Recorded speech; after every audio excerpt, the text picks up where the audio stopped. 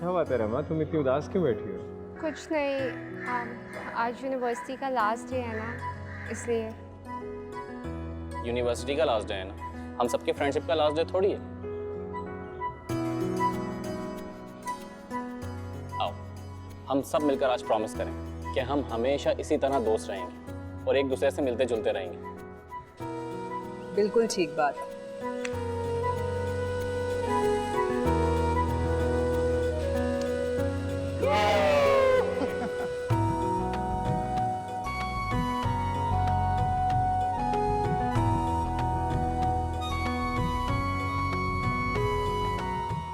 अच्छा तू बताओ, तेरी जॉब का क्या बना?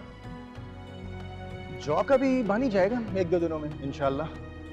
हाँ, जॉब से याद आया, रामेश तुमने मुझे प्रॉमिस किया था कि तुम मुझे जॉब दिलवाओगे। हाँ हाँ, वो मैं 2-4 दिन में करवा दूंगा। Don't worry, don't worry. दोस्तों फिर चलें? हाँ चलो।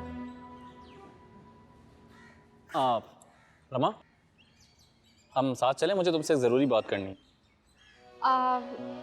नहीं, मुझे ना अभी सैलून जाना है, तो मैं तुमसे बाद में मिल लूँगी। अच्छा। ठीक है। चलो चलो, तुम क्या सोच रही हो? निकलो निकलो।